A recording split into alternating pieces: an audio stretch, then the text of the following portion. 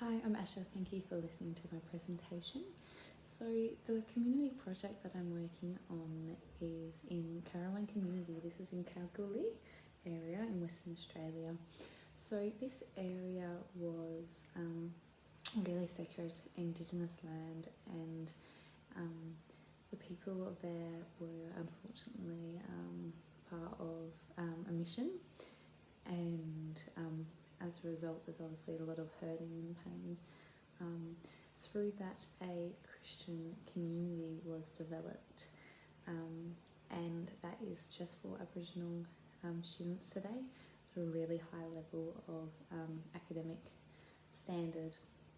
So there's a really nice group of teachers there, and a really strong community within the school. One area that I would like to work with at school is their optimising nutrition.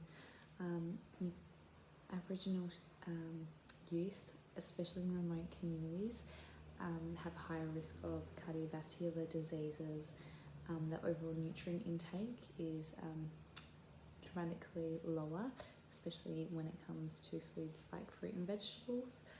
Statistics show that they have one or less pieces of fruit and vegetable put together a day. So this is quite alarming, and the thing is, this is not how the Aboriginal people's original diet was prior to colonisation. It was nutrient dense, lots of plant foods, and now we're not seeing that in contemporary society. So as far as a program of development, I will be focusing on three main objectives. So looking at nutritional education for students, so they understand how to read labels. So this will be run through 5 interactive workshops, educating on naturopathic principles relevant to the cultural context of the students. So I will adapt to this with knowledge from local elders as well as the teachers, so that I'm making relevant, as I'm not an Indigenous Australian myself. I think that's very important. Also, just really engaging with the kids, reading labels, what to look for, and what are some nutrient-dense whole foods that are widely available in the community as well. The other thing is working on sustainable food production. So the school has many facilities, so we are quite lucky to work with this school in this regards. So just working on a sustainable food garden based on permaculture sustainability principles, which I have been trained in, and I will be working alongside an Indigenous lady that is also trained in this area.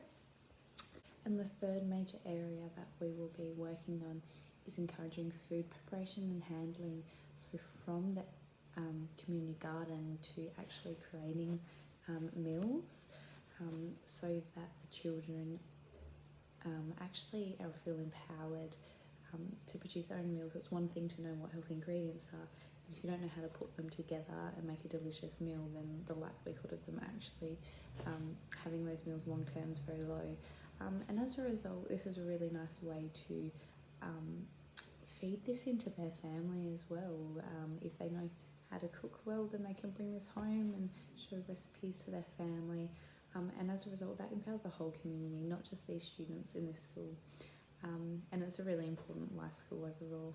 So in means of evaluation, if this project is effective, first of all, I will be doing interviews post and prior to the intervention to gain understanding on what the teachers, students, and community is really excited about this project, what's not working, perhaps what they're apprehensive about, and what are some of the barriers, so that I can include that in the educational material. Also looking at diagnostics, so this will be voluntary of course, but working with the Kalgoorlie Health Campus, getting the nurses there to assess just basic checks like blood pressure, waist-hip ratio, BMI calculations, because really we're assessing the risk of cardiometabolic diseases, And then also looking for health markers such as lipid analysis, full blood counts, iron studies, B12, folate, and just getting those baseline levels so that we compare over a 12-month period, are students actually changing their nutrition as a whole, and are we seeing improvements as a result of that? Thank you for listening today.